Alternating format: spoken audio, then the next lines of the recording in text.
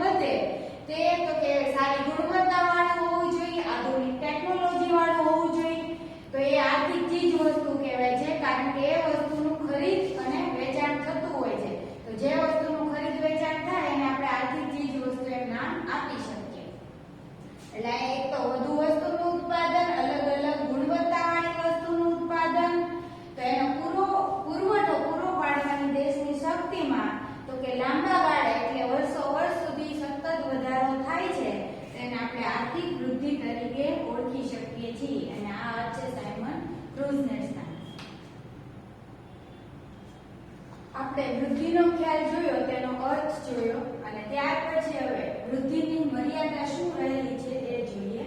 અને બોર્ડમાં આ પ્રશ્ન આર્થિક વૃદ્ધિની મર્યાદાઓ સમજાવો એ રીતે પૂછાય અને 2 માર્કમાં હોય. તો 2 માર્કમાં તમારે આ 4 મર્યાદાઓ છે લખવી પડે. દરેક મર્યાદાનો અડધો ગુણ ગણાય. એમાં સૌથી પહેલી મર્યાદા છે કે માત્ર પરિમાણાત્મક પરિવર્તન જ ધ્યાનમાં લેવાય છે.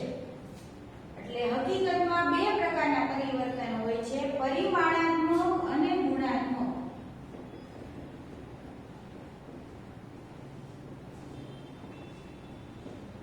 પરિમાણાત્મક પરિવર્તન એટલે રાષ્ટ્રીય આવક છે એમાં જે વધારો થાય, દેશનું કુલ ઉત્પાદન છે એમાં વધારો થાય, તો એને પરિમાણાત્મક પરિવર્તન તરીકે આપણે ઓળખી શકીએ છીએ. દાખલા તરીકે એવું કહીએ કે ભાઈ 1 લાખની બદલે હવે પછીના વર્ષે તો કે 1.5 લાખનું ઉત્પાદન થયું. કાલ્પનિક રીતે આપણે જોઈએ તો એ પરિમાણાત્મક પરિવર્તન થયું કહેવાય. તો અહીં માત્ર આવું જ પરિવર્તન ધ્યાનમાં રાખેલું છે. હકીકતમાં આ પરિવર્તન થવા પાછળ જવાબદાર ગુણાત્મક પરિવર્તન હોય છે. એટલે કે દેશમાં ટેકનોલોજી બદલાણી હોય, ઉત્પાદન પદ્ધતિ બદલાણી હોય કે અન્ય પાસાઓ છે એમાં સુધારો થયો હોય તો એ ગુણાત્મક પરિવર્તન કહેવાય છે. તો પરિમાણાત્મક પરિવર્તનનો આધાર ગુણાત્મક પરિવર્તન ઉપર હોય છે, પરંતુ અહીં વૃદ્ધિ થાય છે તો એ ધ્યાનમાં રખાયું નથી. એટલા માટે એક મર્યાદા છે. પરિમાણાત્મક પરિવર્તન ધ્યાનમાં રાખ્યું એ મર્યાદા નથી, પણ માત્ર એ જ ધ્યાનમાં રાખ્યું એ મર્યાદા. ત્યાર પછી બીજી મર્યાદા છે કે રાષ્ટ્રીય આવક અને માથાદીઠ આવક વધે છે, પરંતુ સંસ્થાકીય અને મનોવૈજ્ઞાનિક વલણો અહીં યથાવત માનવામાં આવે છે.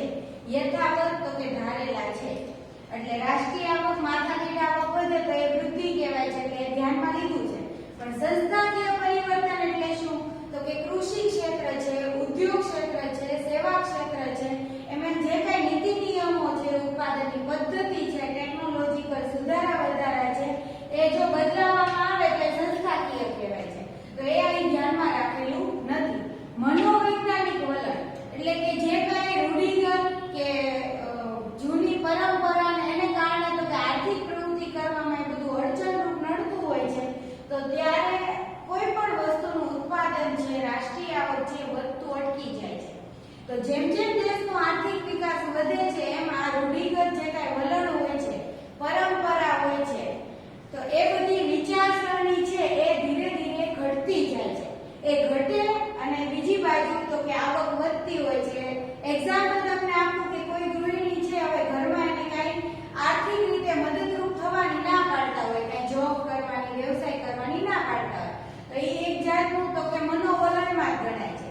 એને કારણે એના ઘરમાં આવક વધુ આવી શકે છે, પણ આ વલણને કારણે ઘરમાં આવક નથી આવતી અને દેશમાં ઉત્પાદનમાં ફાળો આપી શકતી નથી.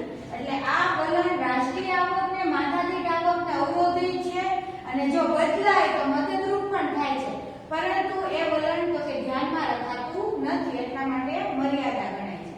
ત્યાર પછી આપણે ત્રીજી મર્યાદા જોઈએ તો કે માત્ર ઉત્પાદનમાં થતો વધારો અને તેનું પ્રમાણ તો કે ધ્યાનમાં રખાય છે. એટલે અહીંયા આપણે એક્ઝામ્પલ લખેલું છે કે ભાઈ આ ઉત્પાદન 1 લાખનું હતું, એ વધીને કેટલું થયું તો કે 1.5 લાખ. એટલે વધારો કેટલો થયો તો કે 50,000 નો વધારો થયો. તો આ એનું જે વધારો છે, પ્રમાણ છે, એ જ માત્ર દર્શાવે છે, બીજું એની પાછળના કારણો દર્શાવતું નથી. ત્યાર પછીનું લોકોનું કલ્યાણ અને તેમાં ફેરફારો જાણવા માટે તો કે આ ખ્યાલ ઉપયોગી નથી. માટે કહી શકાય કે માત્ર રાષ્ટ્રીય આવક, માથાદીઠ આવક વધે, કોઈ કુટુંબની આવક વધે તો એની સાથે કલ્યાણ પણ જોડાયેલું હોય છે. કારણ કે આપણી આવક વધશે તો આપણે આપણી જીવનશૈલી છે, આપણું જીવન ધોરણ છે એ સુધારી શકશું. જેમ કે આપણે કોઈ એવા મકાનમાં રહેતા હોય, વધુ મેમ્બર હોય તો આપણે મકાન બદલી શકીએ. પીવાનું કોઈ ઘરને, કુટુંબને શુદ્ધ પાણી પીવાનું ન મળતું હોય તો એ મળતું થઈ જાય. વીજળીની પૂરતી સગવડ ન મળતી હોય તો એ મળતી થઈ જાય. વાહન વ્યવહાર કે જે કાંઈ સંદેશા વ્યવહાર છે એની સગવડ વ્યવસ્થિત ન મળતી હોય તો ધીરે ધીરે મળતી થઈ જાય તો એ કલ્યાણ થયું કહેવાય. તો એ જ્યારે કુટુંબની આવક વધે એટલે કેમ કહેવાય વૃદ્ધિ થાય તો જ તે કલ્યાણ થાય છે. પણ વૃદ્ધિ થાય એ ધ્યાનમાં લેવાય છે, આવક વધે એ ધ્યાનમાં લેવાય છે.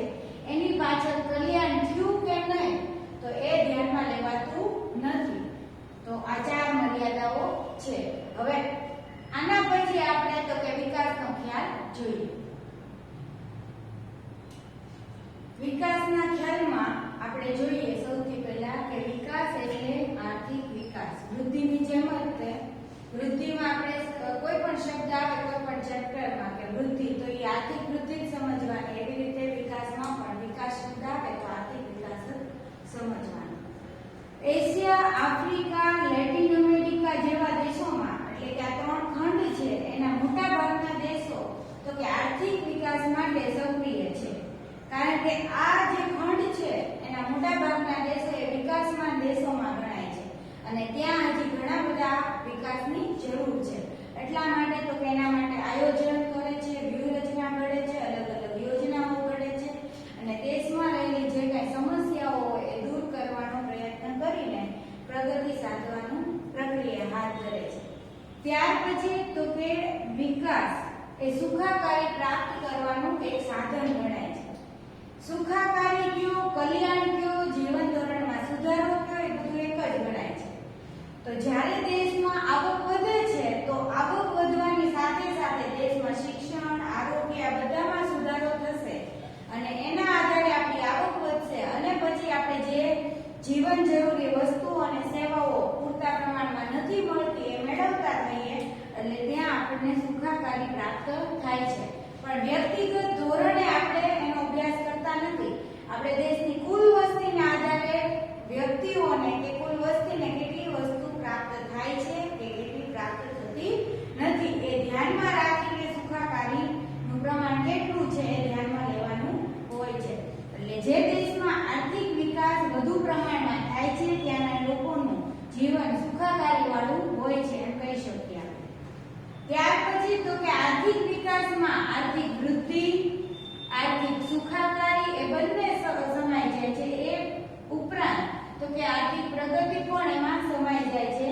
એટલા માટે આર્થિક વિકાસનો ખ્યાલ એ વૃદ્ધિ કરતા તો કે વ્યાપક ગણાય છે. એટલે વૃદ્ધિનો જે ખ્યાલ છે તો વૃદ્ધિ સંપૂર્ણપણે તો કે વિકાસમાં સમાઈ ચૂકેલી જ છે. ઉપરાંત તો કે જે એમાં પરિબળો સમાવિષ્ટ નથી થતા એ પણ થાય છે. એટલે વૃદ્ધિ એટલે તો કે રાષ્ટ્રીય આવક કે માથાદીઠ આવક વધે છે તે એનાથી આપણું જીવન ધોરણ સુધરે છે તે સુખાકારી અને બંનેને કારણે આપણો દેશમાં તો કે જે પ્રગતિ થાય છે તે આ ત્રણેયનો સરવાળો કરીએ તો એ આર્થિક વિકાસ તરીકે આપણે ઓળખી શકીએ. ત્યાર પછી જોઈએ તો પરિમાણાત્મક પરિવર્તનની સાથે ગુણાત્મક પરિવર્તન પણ વિકાસના ખ્યાલમાં જોવા મળે છે. હવે પરિમાણાત્મક પરિવર્તન એટલે તમને ખ્યાલ જ છે. એની પછીનો પોઈન્ટ છે એ તમને પરિમાણાત્મક પરિવર્તનની સમજૂતી આપેલી છે કે વાસ્તવિક રાષ્ટ્રીય આવક અને વાસ્તવિક માથાદીઠ આવકનો જે વધારો થાય એ વૃદ્ધિ છે અને એ તે શું છે તો કે પરિમાણાત્મક પરિવર્તન. વાસ્તવિક રાષ્ટ્રીય આવક તમને મેં આની પહેલાના લેક્ચરમાં પણ કહ્યું હતું કે જ્યારે ચાલુ વર્ષનું ઉત્પાદન હોય એને અગાઉના જૂના કોઈ આધાર વર્ષના ભાવ સાથે ગુણાકાર કરવામાં આવે તો તે રાષ્ટ્રીય આવકને વાસ્તવિક રાષ્ટ્રીય આવક કહેવાય અને તે આવકને દેશની કુલ વસ્તી વડે ભાગવામાં આવે તો એને વાસ્તવિક માથાદીઠ આવક કહેવાય. તેમાં વધારો થાય એટલે એક પરિમાણાત્મક પરિવર્તન છે. ત્યાર પછી તો કે ગુણાત્મક પરિવર્તન તો કે આ જે આવક વધી છે તો એમાં સાધનોનું એમ કહેવાય પ્રમાણ વધે છે, એની ગુણવત્તા સુધરે છે, ટેકનોલોજી બદલાય છે, શિક્ષણ વધે છે, આરોગ્ય સુધરે છે, દેશમાં વાહન વ્યવહાર, સંદેશા વ્યવહાર, વખાર, બેન્કિંગની સેવા આ બધાનું પ્રમાણ વધે તો એ ગુણાત્મક પરિવર્તન કે ફેરફાર કહેવાય છે. એટલે વિકાસમાં તો કે આ બંને પરિવર્તનો થતા જોવા મળે છે. ત્યાર પછી એટલા માટે કહેવાય છે કે વિકાસ છે એ વૃદ્ધિ કરતા તો કે વિશેષ છે. એટલા માટે એને બહુમુખી પ્રક્રિયા પણ કહેવાય છે. તો તમને બીએસક્યુ કે એમસીક્યુ માં પણ પૂછાય કે વિકાસ એ કેવી પ્રક્રિયા છે તો બહુમુખી પ્રક્રિયા તરીકે તમે આન્સર આપી શકો છો. કારણ કે વૃદ્ધિ એ માત્ર પરિમાણાત્મક પરિવર્તન છે અને વિકાસ એ પરિમાણાત્મક પ્લસ ગુણાત્મક પરિવર્તન. એટલા માટે બહુમુખી પ્રક્રિયા તરીકે ઓળખી શકાય છે. હવે ત્યાર પછી આપણે આગળ જોઈએ કે વિકાસમાં દેશનું આર્થિક અને સામાજિક માળખું બદલાય છે. એટલે બદલાય છે તો એમાં પરિવર્તન સારું હોઈ શકે, એટલે કે હકારાત્મક હોય અને નકારાત્મક પણ હોય. એટલે અહીં પરિવર્તન વિકાસની સાથે તો કે હકારાત્મક થતું હોય છે, એટલે આર્થિક પ્રગતિ થાય, આર્થિક માળખું બદલાય એટલે, અને સામાજિક માળખું બદલાય એટલે સામાજિક પ્રગતિ થતી હોય છે. હવે આર્થિક અને સામાજિક માળખું એટલે શું તો એ જોઈએ. આંતરમાળખું આવે છે, આપણે આંતરમાળખાના તો કે બે ભાગ પડતા હોય છે, આર્થિક આંતરમાળખું અને બીજું સામાજિક આંતરમાળખું. આર્થિક આંતરમાળખામાં તો કે સિંચાઈ, ઉર્જા, વાહન વ્યવહાર, સંદેશા વ્યવહાર, બેન્કિંગ, વીમો, વખાર, આ બધું આવે. સામાજિક આંતરમાળખામાં તો કે રહેઠાણ, શિક્ષણ, આરોગ્ય, આ રીતે કુલ જે આંતરમાળખાની તમામ વસ્તુઓ અને સેવાઓ છે તે બે વિભાગમાં વહેંચવામાં આવે છે. એટલે આ બંને જે કંઈ છે સેવાઓ તો એનો વિકાસ થતો હોય છે, એટલે આર્થિક પ્રગતિની સાથે સાથે સામાજિક પ્રગતિ પણ અહીં થતી જોવા મળે છે. જેમ કે પહેલા આપણે અર્થતંત્રમાં 1951 માં જોઈએ તો કે ખૂબ જ ઓછા ખેડૂતો એવા હતા કે જે સિંચાઈનો ઉપયોગ કરતા, અને એના માટે સરકારે પણ ચેક ડેમ છે, નહેર છે, તળાવ છે એ બધાની વ્યવસ્થા કરવી જોઈએ. તો ધીરે ધીરે જેમ સમય જતો જાય છે એમ એની વ્યવસ્થા સરકાર કરે છે અને ખેડૂતો સિંચાઈની સગવડ મેળવી શકે છે. એવી જ રીતે ઉર્જા છે તો કોલસા, પાણી, પરમાણુ દ્વારા તો કે વીજ ઉત્પાદન કરવામાં આવે છે. તમે જુઓ છો કે પહેલા એક સમય એવો હતો કે એક ગામથી બીજા ગામ, એક જગ્યાએથી બીજી જગ્યાએ જવું હોય તો ચાલીને જવું પડતું, કોઈ ગાડું કે એવું કોઈ વાહન હોય જે પ્રાણીથી ચાલતું તો એના દ્વારા જવું પડતું. એની બદલે અત્યારે તો કે ફ્લાઇટ દ્વારા જઈ શકાય છે. ત્યાર પછી અલગ અલગ તો કે પોતાનું વ્હીકલ હોય છે, એક જ ઘરમાં જુઓ તો દરેકના પર્સનલ વાહન પણ હોય છે. એટલે વાહન વ્યવહારનો પણ સારો એવો વિકાસ થયેલો છે કે જેનાથી આપણે આંતરરાષ્ટ્રીય સ્તર સુધી તો કે વસ્તુઓ અને સેવાનો તો કે વિનિમય કરી શકીએ છીએ.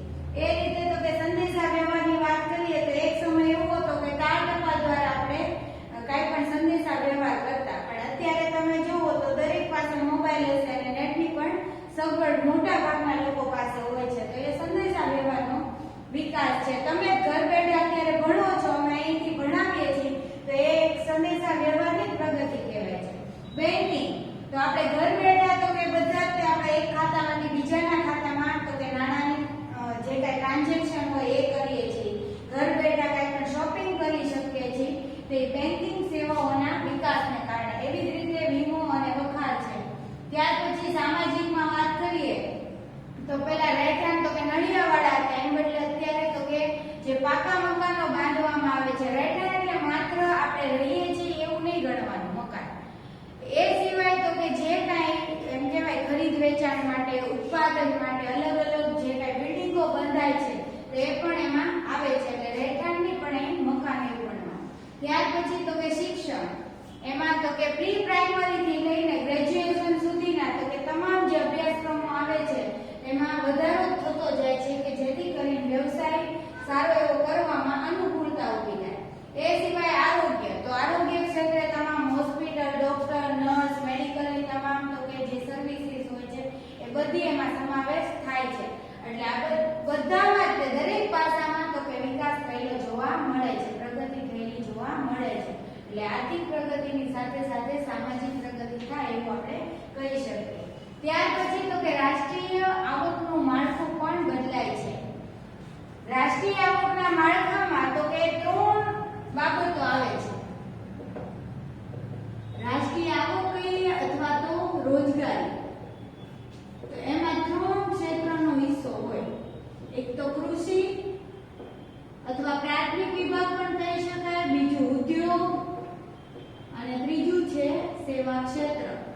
તો આ 3 ક્ષેત્ર દ્વારા રાષ્ટ્રીય આવક પ્રાપ્ત થાય છે અને રોજગારી મેળવતા લોકો પણ આ 3 માંથી રોજગારી મેળવતા હોય છે. તો એ માળખું પણ બદલાય છે. હવે માળખું બદલાય છે તો કઈ રીતે એ જોવાનું છે. તો કે રાષ્ટ્રીય આવકમાં જે 3નો હિસ્સો હોય છે તો એમાં ખેતીનો ટકાવારી ફાળો ઘટતો હોય છે ધીરે ધીરે.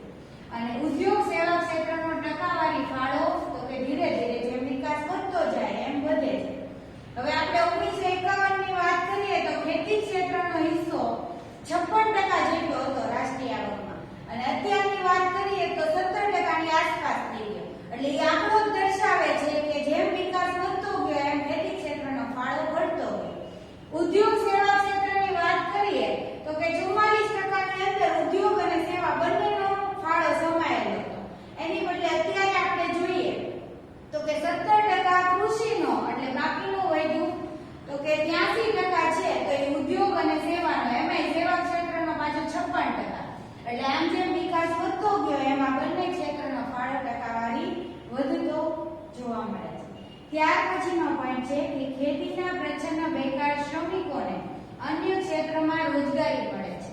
જેમ વિકાસ વધતો જાય એમ આવું પરિવર્તન જોવા મળે છે.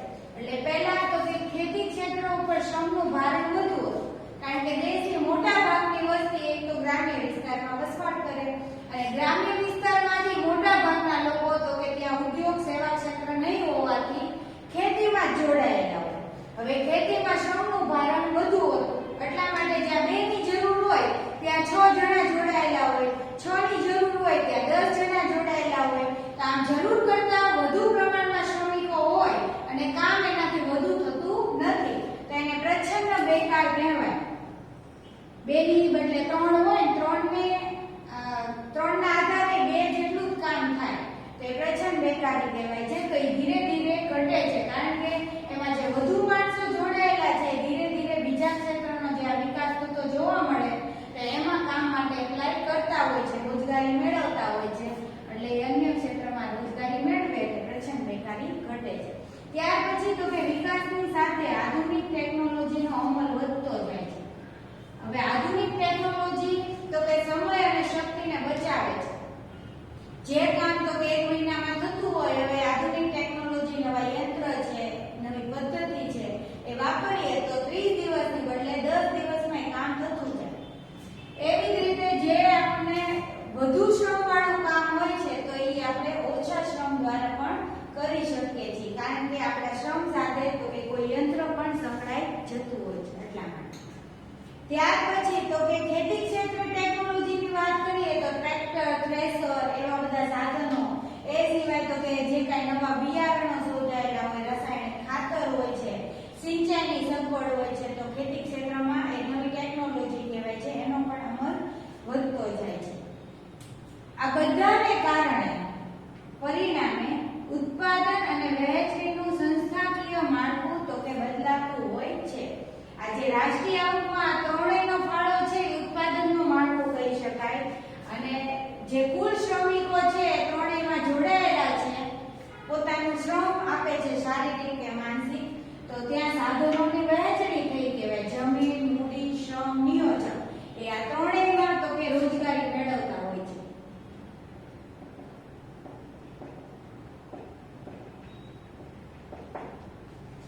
તો આ ચારેય સાધનો 3 ક્ષેત્રમાં તો કે વહેંચાયેલા હોય છે, તો એનું માળખું બદલાય છે. અહીં કીધું ને પ્રચ્છન્ન બેકારી ઘટે છે અન્ય ક્ષેત્રમાં, એટલે ધીરે ધીરે આમાં ઘટતા જાય છે અને આમાં તો કે બંનેનું એટલે કે શ્રમિકોનું પ્રમાણ ધીરે ધીરે વધતું જાય છે, તો વહેંચણી પણ બદલાય છે. આમ તો કે જે લોકોને કામ નહોતું મળતું એને કામ મળતું થઈ જાય એટલે બેકારી ઘટે. બેકારી ઘટે એટલે આપોઆપ ગરીબી ઘટવાની, કારણ કે ગરીબી બેકારી એક સિક્કાની 2 બાજુ સમાન કહેવાય છે. હવે ગરીબી ઘટશે, જે લોકોની આવક ખૂબ નીચી છે એ થોડી વધશે, એટલે આપોઆપ અસમાનતા પણ ઘટતી જોવા મળે છે. એટલે આપણે એવું કહી શકીએ કે વિકાસ વધે એની સાથે ગરીબી, બેકારી અને અસમાનતા ઘટતી જાય છે. આપણે અહીંયા ખ્યાલ વિકાસનો આખો પૂરો થયો. હવે જે વિકાસનો અર્થ છે એ આપણે આ પછીના લેક્ચરમાં જોશું. અને બીજું